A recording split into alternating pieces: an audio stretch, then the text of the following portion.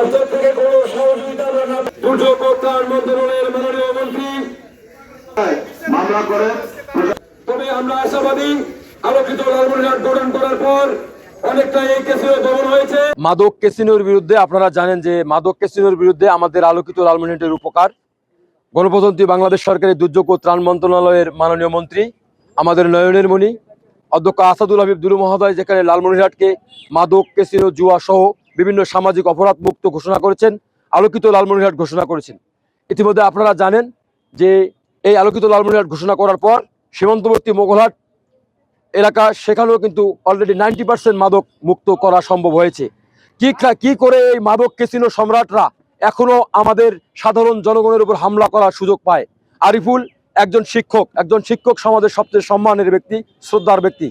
এই আরিফুলকে যেভাবে হত্যার উদ্দেশ্যে এই ক্যাসিনো সম্রাট ওহিদুল গংরা হত্যার উদ্দেশ্যে যেভাবে তাকে পরিকল্পিতভাবে তার উপর হামলা করে, আপনারা জানেন তাকে রংপুর মেডিকেল কলেজ হাসপাতালে ভর্তি করা হলে ডাক্তাররা অপারগতা প্রকাশ করে তৎক্ষণিক তাকে ঢাকা এভার কেয়ার হাসপাতালে ভর্তি করা হয় এবং সে এখন মৃত্যুর সঙ্গে পাঞ্জা লড়ছে ঢাকা এভার কেয়ার হাসপাতালে। আমরা চাই এখনো কেন আসামিরা বাইরে আছে, আমরা জবাব চাই।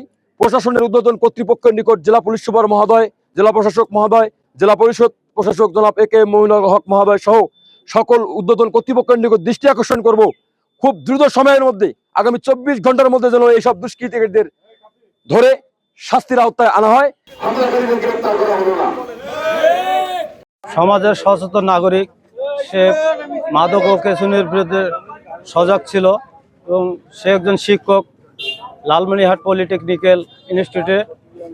তাকে অতর্কিতভাবে রহিদুল, ফজলু, রফিকুল, পারভেজ, হাসান, আরও মেহেদি, মমিন, আরও অনেকে, মানে মোটামুটি 15-20 জন ছিল। ওরা অতর্কিতভাবে তাকে ডাকে নিয়ে তার খোলামে চাইনিজ কুড়াল, ধারালো অস্ত্র, লাঠি সোটা দিয়ে বেধড়ক মারধর করে। ওই অবস্থায় আরিফুলকে আমি, আমার ছোট শ্যালক হয় সে, নিয়ে লালমনিরহাট সদর হাসপাতালে যাই। সেখানকার কর্মরত চিকিৎসক তাকে রংপুর মেডিকেল কলেজ হাসপাতালে রেফার করে। রংপুর মেডিকেল কলেজ হাসপাতালে রেফার করার পরে ওখানকার কর্মরত চিকিৎসক ভর্তি করে আইসিইউতে ভর্তি করার পরে অস্ত্রোপচার হয় তার মাথায়।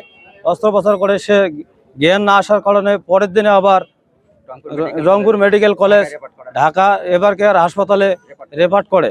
সেখানে সে মৃত্যুর সহিত পাঞ্জা লড়ছে। এখন পর্যন্ত তার কোনো জ্ঞান ফেরে নাই। আমি অপরাধীদের দৃষ্টান্তমূলক শাস্তি এবং প্রশাসনের বিরুদ্ধে অভিযোগ করতেছি যে তারা একটা বানোয়াট মামলা, কে বা কাহারা আমার শ্বশুরকে নিয়ে গিয়ে একটা অভিযোগ করেছে। তারা অভিযোগ সঙ্গে সঙ্গে তারা রেকর্ড করে রাত্রের মধ্যে, 1 তারিখ রাত্রের মধ্যেই সেটা কোর্টে হস্তান্তর করে এবং সকালবেলায় প্রশাসনের সহযোগিতায় সকল আসামিকে জামিন করানো হয়। এত বড় একটা ঘটনা যে কিভাবে এটা সম্ভব, কিভাবে তদন্ত ছাড়াই, ইনভেকশন ছাড়াই এলাকায় আসলো না, রাতে কিভাবে মামলাটা রেকর্ড হলো।